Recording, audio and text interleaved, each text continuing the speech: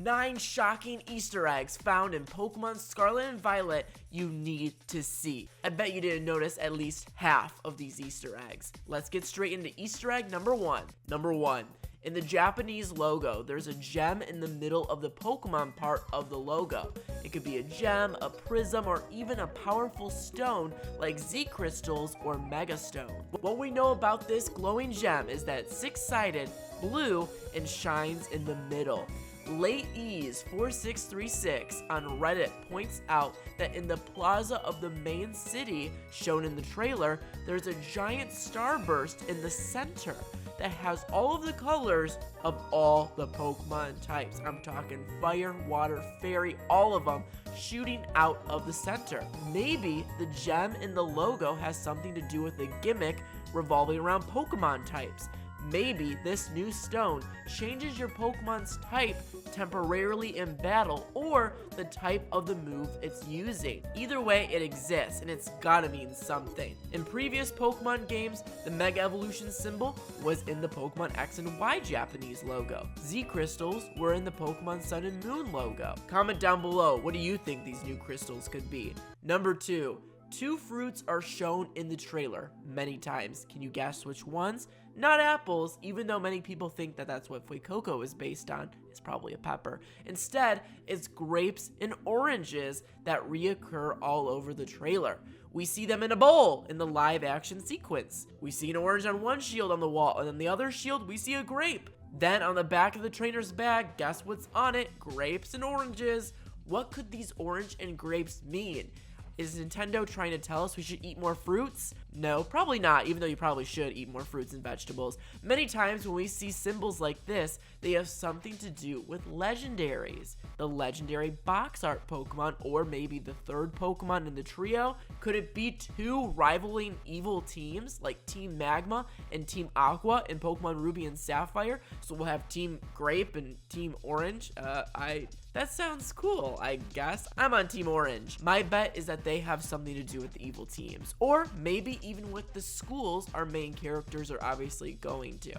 Number 3. In the main city, we see the La Sagrada Familia, recreated in the Pokemon universe. Of course, this is a real-life location, and we've seen elements of real-world locations recreated in Pokemon games many times. Parts of the New York City coastline in Black and White, the Eiffel Tower in X and Y, and tons of references to real-life locations in Britain and Sword and Shield, and Hawaii and Alola.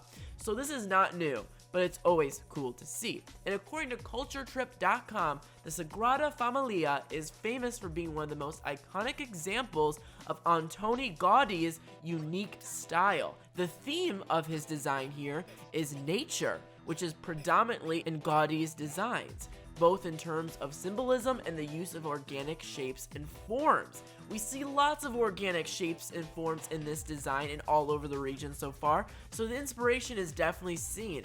Maybe the games will have a theme of nature to go with the theme of La Sagrada Familia, which would make sense because this is the first fully open world Pokemon game, so nature will be a big role in this game. This all goes together. This isn't the only iconic Gaudi design building in Spain. The Casa Mila and the Gaudi's Crypt are also in Spain, so maybe we'll see Pokemon recreations of those locations in future trailers. People have also pointed out there's 4 pillars on this building. Maybe this is where the Elite Four takes place? Just an idea.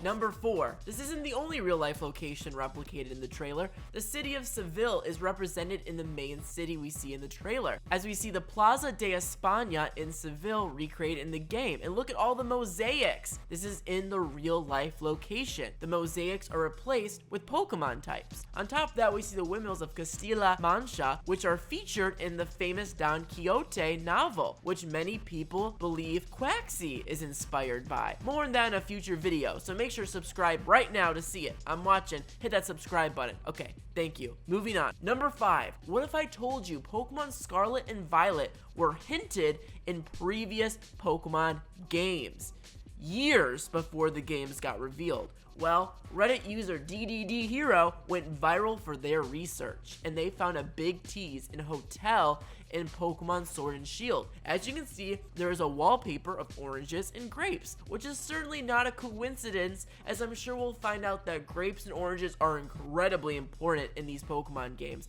as they showed up all over the trailers already. And Game Freak was already making ideas for Gen 9 when Gen 8 was being made, so this makes a lot of sense. This isn't the first time that Game Freak has done this. They put a map of Great Britain in Pokemon Let's Go Pikachu and Let's Go Eevee before Sword and Shield were announced, and someone in the Kalos hotels gave the player a totem pole, which of course was before Sun and Moon, where totem Pokemon were. This is definitely something they do a lot. Number 6. Now for something a little more subtle and even surface level that I found interesting. The clothing you start off with in the game is different depending on the game you pick.